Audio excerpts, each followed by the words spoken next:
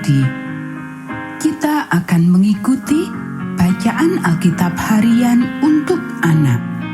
Hari ini, tanggal 30 Oktober, bacaan Alkitab kita Yohanes pasal 12. Mari kita awali dengan doa. Bapa di surga, kami akan belajar firman Tuhan. Tolong kami supaya kami dapat memahami firman Tuhan. Dalam nama Tuhan Yesus kami berdoa. Amin. Yesus diurapi di Betania. 6 hari sebelum Paskah, Yesus datang ke Betania, tempat tinggal Lazarus yang dibangkitkan Yesus dari antara orang mati. Di situ diadakan perjamuan untuk dia dan Marta melayani.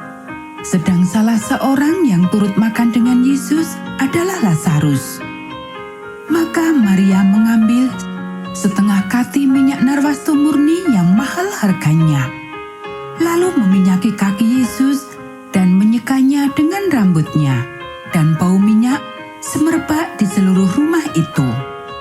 Tetapi Yudas Iskariot, seorang dari murid-murid Yesus yang akan segera menyerahkan dia, berkata, "Mengapa minyak narwastu ini tidak dijual 300 dinar dan uangnya diberikan kepada orang-orang miskin?" Hal itu dikatakannya bukan karena ia memperhatikan nasib orang-orang miskin, melainkan karena ia adalah seorang pencuri. Ia sering mengambil uang yang disimpan dalam kas yang dipegangnya. Maka kata Yesus, "Biarkanlah dia melakukan hal ini mengingat hari penguburanku. Karena orang-orang miskin selalu ada pada kamu, tetapi aku tidak akan selalu ada pada kamu." Persepakatan untuk membunuh Lazarus. Sejumlah besar orang Yahudi mendengar bahwa Yesus ada di sana, dan mereka datang bukan hanya karena Yesus, melainkan juga untuk melihat Lazarus yang telah dibangkitkannya dari antara orang mati. Lalu imam-imam kepala bermufakat untuk membunuh Lazarus juga, sebab karena dia banyak orang Yahudi meninggalkan mereka dan percaya kepada Yesus. Yesus dieluk-elukan di Yerusalem.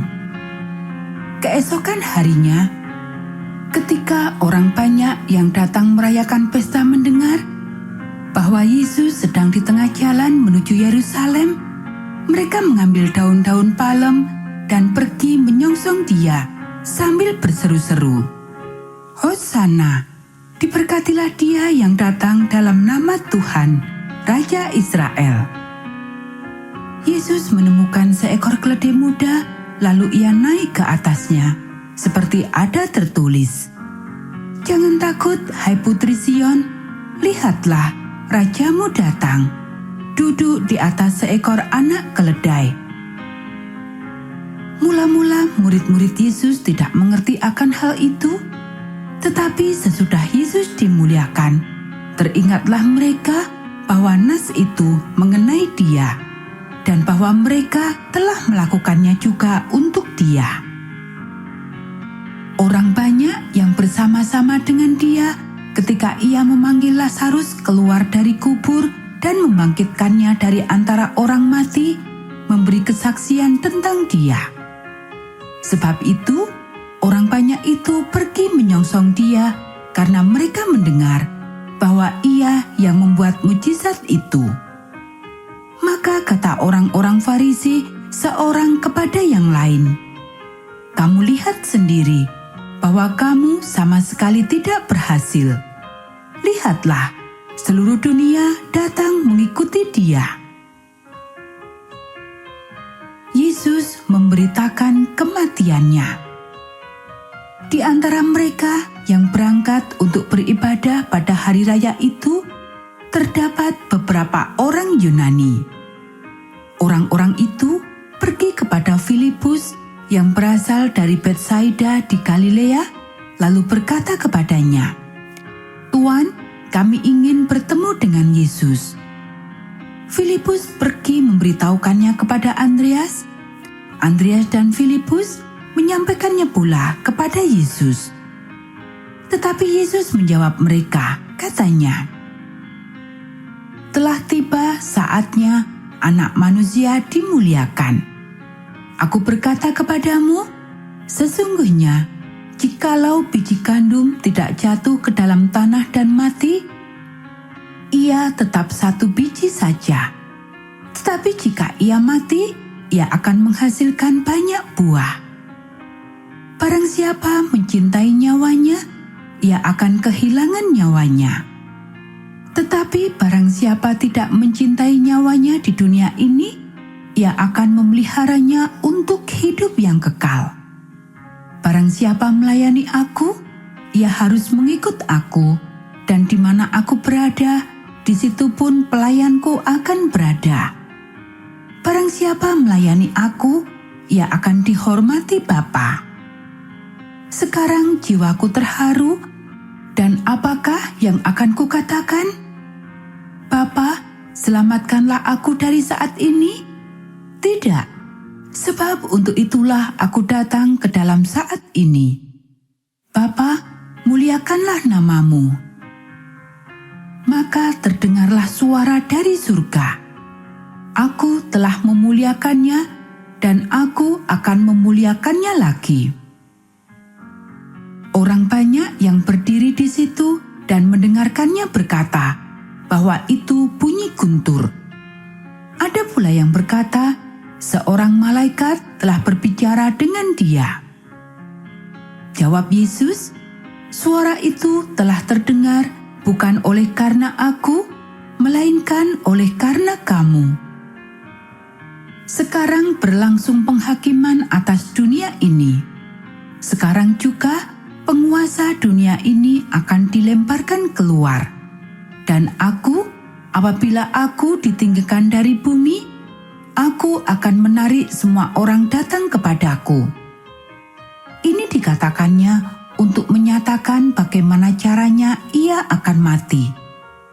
Lalu jawab orang banyak itu, "Kami telah mendengar dari hukum Taurat bahwa Mesias tetap hidup selama-lamanya.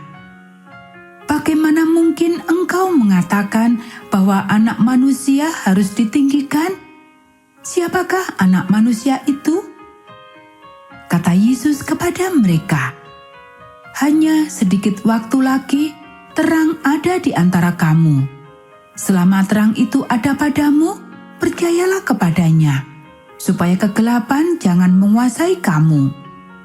Barang siapa berjalan dalam kegelapan, ia tidak tahu kemana ia pergi.